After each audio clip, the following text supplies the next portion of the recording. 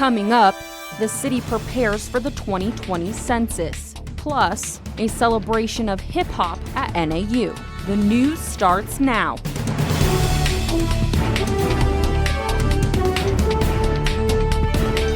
You're watching NAZ Today, Northern Arizona's local news. Good evening and welcome to NAZ Today. I'm Cristiana Ramos. And I'm Mitchell McKenzie. Thanks for tuning in. Flagstaff's growth is a big topic in the city, and soon we will get the chance to see how much the city has grown in the last 10 years. It's just under a year until the 2020 census date, but there are some differences people might want to be aware of. NAZ Today's Michaela Clark is live in the studio to talk about next year's count. As most people know, the census is used to count how many people live in the country. It also looks at specific areas and even breaks it down by demographics and other factors. Today we talked with Flagstaff's comprehensive planning manager, who says there are a few changes to the 2020 census. Whether it's a knock on your door or a letter in the mail, every household in the country is going to be asked to fill out a census form. But in 2020, in addition to the paper option, people will be able to fill out their census form online. In fact, the first 3 letters you're going to get are not going to have a census form in them. What they're going to have is a census ID. And even if you don't have an ID, you can still go online and fill out the census form on their website. In 2020, the form will also be quicker to fill out. They used to have a long form, and it had like 50 questions. It took a really long time to fill out. That doesn't exist anymore. Everyone who is filling out the census is going to have the short form, which is going to be 8 to 9 questions. Also new in 2020, if you don't fill out the form, they will now be able to request your private information from places like credit card companies. When we've talked to them in the past, they've said they're really hoping that's not something they have to do. The last change to the census is still up in the air. The Department of Commerce proposed adding a question about citizenship. It asks if you're a citizen, and then it asks the options it gives you are not just yes and no. It says of the continental United States and all of the United States of America, of one of its territories, of Guam or Puerto Rico. The Supreme Court is holding oral arguments on April 23rd to discuss whether a question about citizenship should be allowed on the census form. Dechter says research shows this question could decrease response to the census in 2 ways. It's going to affect people who are worried about their status and how filling out that question accurately might affect their immigration process, or whether they're here with a legal visa or not. And then it's also going to affect people who identify as a group that has an immigration stereotype associated with it. They expect to know whether the citizenship question will be added to the census by June. Flagstaff will be getting 40 to 50 temporary jobs because of the census. If you would like to apply, you can go to the link on your screen. Michaela Clark, NAZ Today. An Arizona mayor has declared a symbolic state of emergency to deal with the number of families released from Border Patrol custody into his city. Yuma Mayor Douglas Nichols made the announcement yesterday. The state of emergency calls on the federal government to help migrant families and the organizations that assist them. A spokesman for Governor Doug Ducey says the request will be reviewed once it is officially received. Investigators say yesterday's helicopter crash on the Fort McDowell Reservation has claimed 2 lives. A second victim was discovered in the wreckage that also claimed the life of an Embry-Riddle University professor. The second victim remains unidentified. Embry-Riddle has confirmed that Professor Rusi Moore, chair of the school's helicopter program in Prescott, was killed in the crash. Arizona Governor Doug Ducey calls it a monumental bipartisan achievement. President Trump has signed a bill that formally authorizes a drought contingency plan for 7 states that rely on water from the Colorado River. The agreement is the result of years of negotiation, and Ducey says it's the most significant water legislation in 40 years. Well, it's Hip Hop Week here on the NAU campus. This is the 6th annual event hosted by the Ethnic Studies Department.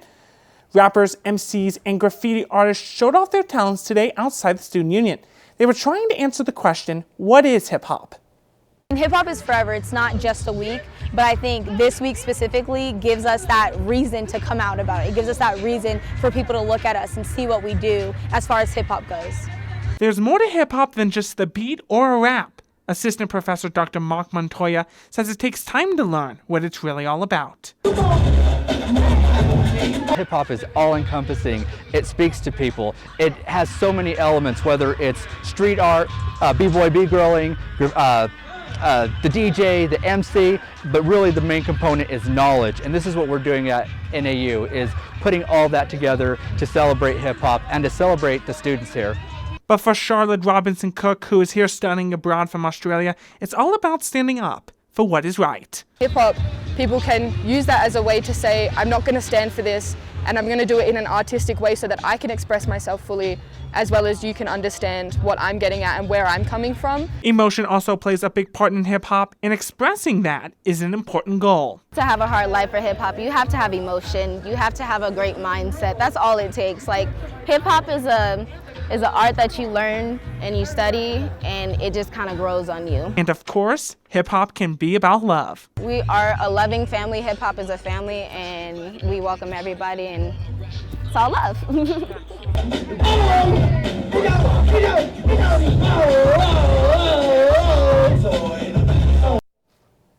There is one more event tomorrow night from 6:30 to 9 p.m. at the Du Bois Center Ballroom, as they will be hosting a hip hop dance showcase.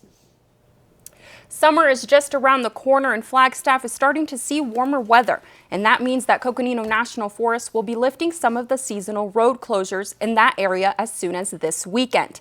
This doesn't mean that all of the snow and softer mud are gone, but most of the forest roads and surrounding areas are now safe for use. This weekend, the Coconino High Coconuts Robotics team is attending the first Championship International Robotics Competition in Houston, Texas. They'll compete with teams from across the U.S. as well as teams from China, Turkey, Mexico, and Canada. Before they leave for their trip, team members and coaches talk to us about what drives them to compete. Prithvi Kalosia has more. Coach and NAU Professor David Thompson says that inspiring kids can benefit them in the long run, as well as help students build confidence. It empowers the kids, it really does. It empowers them with the ability that they know they can do something that they don't think they have the ability, that power, that ability to do it. Not only is the Coconuts program good for building up self-esteem, students form strong bonds and friendships through collaboration, communication, and fun. This team, it's like a family, and just having all these people that are here for me, it's like having just even more siblings that you can count on and you can learn together. And you innovate together, you conquer problems together, and then you travel together and you succeed together. Engineering at this age can be very difficult, but team members like Oscar Samano always think positively when it comes to pursuing a shared goal. This year we were also lucky to go again. We won the Engineering and Inspiration Award, and it's great to see how our team has grown and to understand that even if you lose, you'll still succeed. Prithvi Kalosia, NAZ Today. If you'd like to stay up to date with the Coconuts, you can find more information about them on their Flagstaff Unified School District page. Coming up, the Mueller report, or at least part of it, is expected to be released. Stay with us.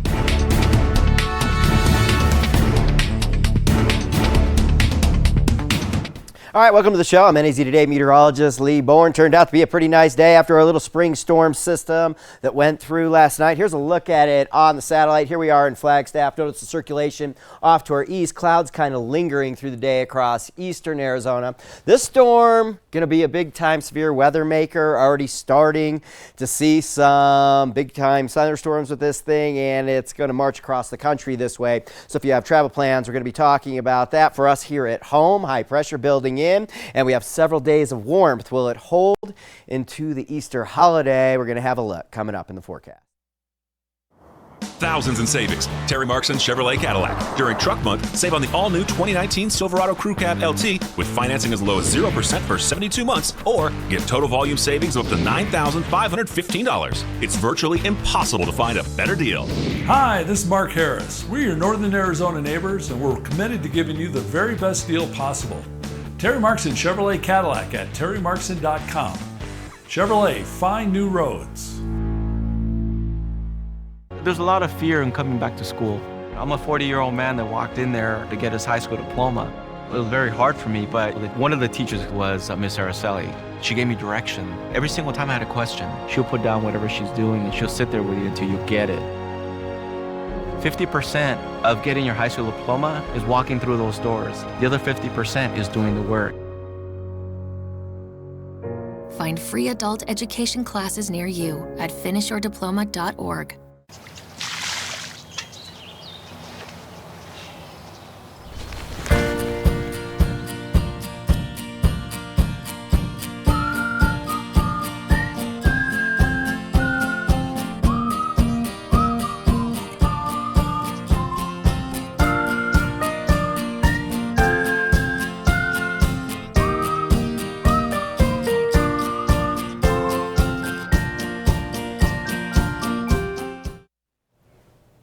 Welcome back. In a matter of hours, Attorney General William Barr will reveal Special Counsel Robert Mueller's report to the public. That is, those parts of the report Barr deems appropriate for public release. That's a big caveat because Barr can redact as much of the report as he sees fit, meaning a lot of the information could remain for now, a secret for now. The redacted version of the report may or may not reveal any significant material on obstruction of justice regarding President Trump, but there's concern in the White House it could prove embarrassing, giving a detailed account of Trump's temper, work habits, and the chaos inside the West Wing. CNN's Pamela Brown reports. The release of Mueller's nearly 400-page report, an investigation shrouded in secrecy for nearly 2 years, is expected to fuel Democratic calls for more investigations and reveal details of hundreds of hours of interviews with officials from the highest levels of the Trump administration, many of which could embarrass or enrage President Trump. Bottom line, the result is no collusion, no obstruction. And while the president has falsely claimed complete exoneration, I've been totally exonerated. The report could explain Mueller's indecision regarding obstruction of justice, detailing evidence that lays out alleged attempts by the president to derail the investigation into Russia's attack on the 2016 presidential election, including the firing of then FBI Director James Comey and how investigators viewed the actions. What's unclear tonight is how much the public will see of the underlying evidence Mueller gathered, both of potential obstruction and Russian interference. The Attorney General has vowed to redact information from grand jury interviews as well as other categories, setting up a showdown with Democrats on the Hill who plan to fight for the full unredacted report. Congress has need of the entire report, including the grand jury material. If we don't get everything, we will issue the subpoena and go to court. Attorney General William Barr has said much of the evidence in the obstruction case is already publicly known, but it's not clear if Mueller found examples outside of those that happened publicly, something Barr was pressed on while testifying before Congress. Did he express any expectation or interest in leaving the obstruction decision to Congress? Not that he didn't say that to me, no. So he said the obstruction decision should be up to you? He didn't say that either. But that's generally how the Department of Justice works. Sources say one of the biggest concerns is whether Mueller's interviews with the president's top aides reveal embarrassing information about Trump's behavior and operations in the White House. The president has repeatedly tried to discredit unfavorable accounts of what happened in the West Wing, accusing media outlets of using non-existent sources. I'm against the people that make up stories and make up sources. But the current and former officials who cooperated with Mueller are expected to be named and spoke under penalty of lying, giving the details more credence. It's also possible the report could lay out additional contact between Trump associates and Russians beyond the at least 16 connections already known, and could detail more about the multiple offers from Russian-affiliated individuals to assist the Trump campaign that Barr referenced in his letter to Congress. It's what will be hidden from public view in the report that will also be telling. Attorney General Barr says the report's redactions will be color-coded, concealing grand jury material, information about ongoing investigations, sources and methods, or information about uncharged third-party individuals. Barr also says he won't withhold information from the report to protect President Trump. Does that mean that you will redact information to protect the reputational interests of the president? No.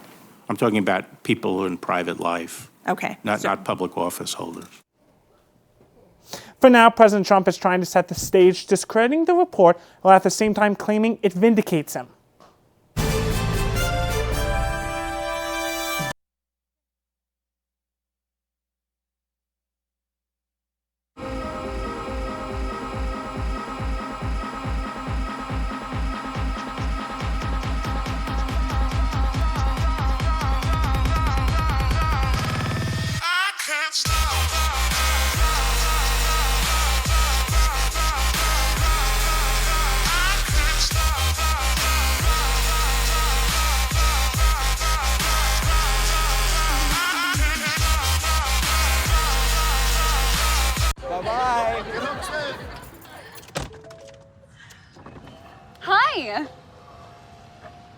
hoping for a crisp breeze to help keep you alert.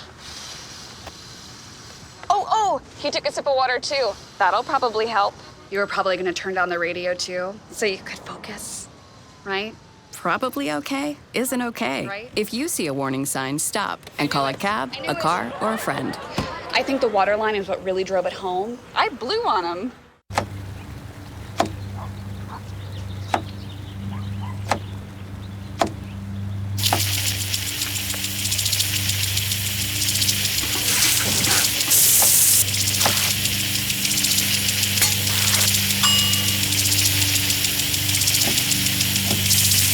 Clean kitchen surfaces, utensils, and hands with soapy water. 1 in 6 Americans will get sick from food poisoning this year. Keep your family safer. Check your steps at foodsafety.gov. Hey, Bobo, do trees tell each other stories? I'm sorry. I'm afraid I don't know that. Hey, why don't we go find out? Listen. Do clouds take naps? I couldn't tell you. Dad, do stars visit their friends? Look!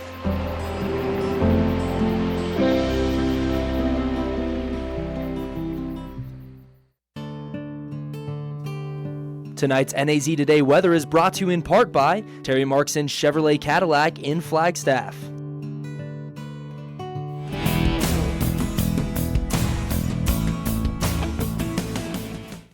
All right, one of those famous kind of 24 hours where you get a little bit of everything here in Flagstaff. Yesterday, a little wind, a little cold. Last night, a little rain, a little snow. Today, a bit of clouds, bunch of sunshine out there this afternoon, and hints of spring warmth in the air. Warmed up out there this afternoon. 61 degrees our high temperature, just a little bit above the average for this time of year. We'll call it very near normal. And overnight last night, on the warm side, due to the cloud cover and the little storm system moving through, it all turned out to be a big 0.04 of an inch of precipitation in the bucket out at Pulliam Airport, and that all happened before midnight, so no precipitation recorded today, up to 11.56 inches since January 1. It's still holding strong here, well above average on the calendar year, obviously. Okay, here's a look at today's high temperatures across the state. 70 for Sedona today, 68 in Prescott, Payson, 66, and Winslow, 68 degrees. A little slower to warm up for some out there today, and particularly across eastern Arizona, but high pressure building in here over the next several days, and we're going to start to see nearly the warmest temperatures yet this year. We had a warm day a couple weeks ago, and I think we're going to be very close to that little warm spell here as we get into the next several days. Okay, we're looking across the whole nation right now. Here we are in Arizona, and here's our kind of area of low pressure that swung through us and now starting to shift off to our east over New Mexico, but notice some strong storms starting to kick off across the plains and into the Mississippi River Valley, and this thing's going to just slowly trudge across the country. So if you have travel plans, this storm will be one you want to look out for. Severe weather threats with this thing each and every day here getting into Friday. For us, on the other hand, out west, high pressure building in, super snooze fest with the weather, beautiful warm weather. Okay, we're going to zoom in on this storm. We're zoomed in on Texas and Oklahoma and getting up into Kansas just to show you this new satellite, which I just can't get over, and how rad it is to take a look at some of these thunderstorms blowing up over the panhandles of both Texas and in Oklahoma. Notice towards the end of these shots, you can see the shadows down on the ground. These are huge thunderstorms. We've already had 6 confirmed tornadoes from North Texas into Oklahoma and Kansas today. And this is the kind of weather we're going to see here as this thing marches across the country. Tornadoes, hail threat, flooding threats, frequent lightning. Here's the way this looks if you're traveling across the country here on this holiday weekend. Let me get back over to the other side for tonight. We're looking at it through the plains into the Mississippi River Valley. Tomorrow, the the Mid-South and the Gulf Coast states, and then we get into Friday, and this thing will be bringing severe weather threats into the southeast and the eastern seaboard. Okay, and then this thing's out of here going into the Easter weekend. Okay, having a look outside today, started off all cloudy, looping this all the way from this morning over our fair town, and the clouds breaking up as we made through the day. If you didn't have a window outside, you wouldn't know this, so that's why you're watching the weather right now. All right, here's a look at outside just recently. Not a cloud in the sky sky and the current temperature outside. I'm having to press the button for everything. I set that up wrong. 57 degrees, sunny skies, winds out of the northwest at 6 miles per hour. Okay, for us overnight tonight, clear, typically cold, 29 degrees. Moon not quite full, but it's full tomorrow, of course. The full moon precedes Easter. Easter's defined by the first Sunday after the first full moon, after the vernal equinox. And for tomorrow, 66 degrees as high pressure builds in, and we start this little warming trend where Friday will be the warmest day, Saturday still warm, Sunday, Easter Sunday, little weak spring storm system, no precipitation, but windy and not quite as warm. Okay, 79 Sedona tomorrow, 76 Prescott, 75 for Payson. And here's a look at your extended forecast for us here going into the holiday weekend. And Friday, as I mentioned, the warmest day. Not only is it Easter, but the first night of Passover on Friday night, 69 on Saturday. And so then we're not quite as warm. And unfortunately, we're a little windy out there for Easter. But, if you're going down to Phoenix and you're looking at Easter, Phoenix is almost near 100 here Friday and Saturday, but Easter's only 90. So, I know a lot of people go down there. So Yeah, I'm going down there on Thursday. Oh, yeah. Right on. Yep, All right, well, some I'm hot ready weather for and it. then Easter Sunday looking great. All right. Well, Susie, what's going on in sports? Well, Mitchell, it was rivalry week up here in Flagstaff. Stay with us. We'll be back after the break. Leaving hot coals improperly extinguished can cause a wildfire. Hey guys, it's Smokey! It looks as if Smokey is going to use the drown, stir, drown and feel technique. After the first drown, a good start. Next, another drink. And finally, a close feel. Is it cool? Okay. Yeah. Hey, Smokey, catch. Oh, my bad, Smokey. Only you can prevent wildfires. Sure, I look cute now, but when my owner lost his job, it was rough. I was living on the street, and one night, me and this Cocker Spaniel got into it so bad, I wound up looking like an ice cream cone. I cried a little bit, but thankfully I got rescued, so I'm running, I'm jumping, all back to my old self, and I'm ready to give unconditional love, even if you put a lampshade on my head.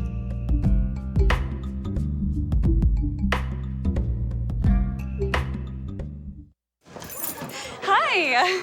You think you're probably sober? Yeah. But you're thinking about taking the back roads home just in case. Why would you do that? Probably okay isn't okay. Call a cab, a car, or a friend. Good choice.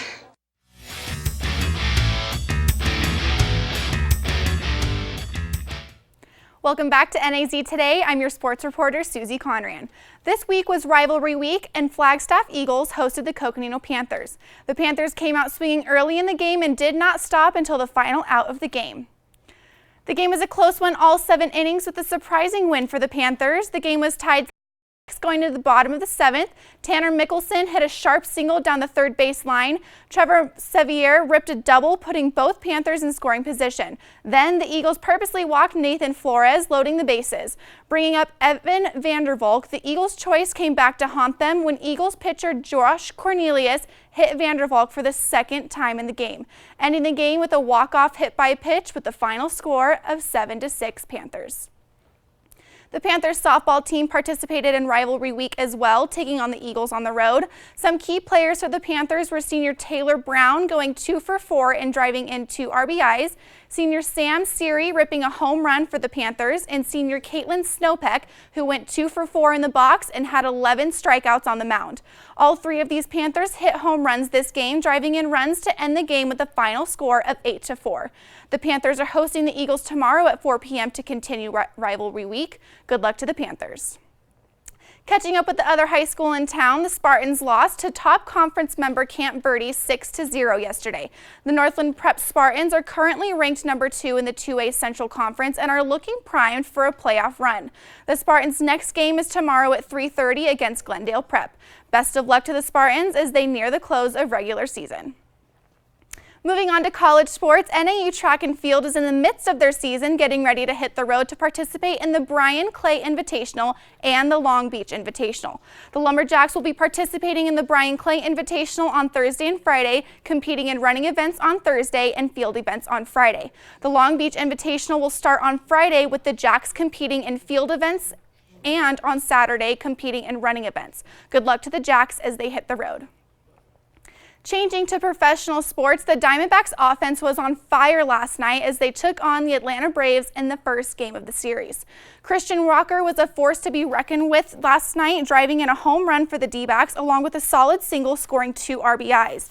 The defense for the D-backs held up strong, not allowing any runs until the 4th inning. The game was tied 6-6 going to the top of the 9th inning when the D-backs came out scoring 3 runs. The D-backs held the Braves in the bottom of the 9th and won the game 9-6. The Diamondbacks will be hosting the Braves for the next 2 games today and tomorrow. Good luck to the Diamondbacks as they continue their season. Good start to the road trip. I would say, yeah. Alrighty, we're going to take another look at weather. Stay with us. So, I got this new family. And I don't know what it is about this one, but she can't seem to put down that toy all day long. Tap, tap, tap, tap. Oh, and she even talks to it. She talks to that more than she talks to him. What's up, bro? Nice shirt. Who's she talking to?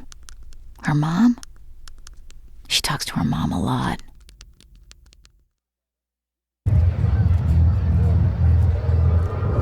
Looking for these? You drive Buzzed. It could be one very expensive ride. First, you gotta make bail. Then pay me to get your car back. Your insurance premiums will go through the roof. And my legal fees just keep adding up. All told, it could end up costing you $10,000. Buzzed, busted, and broke. Because buzz driving is drunk driving. Why don't you ever see elephants hiding in trees? Because they're really good at it.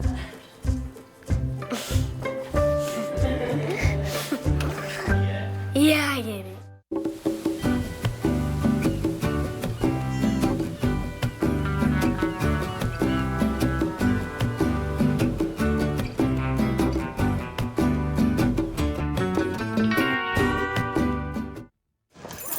Hi.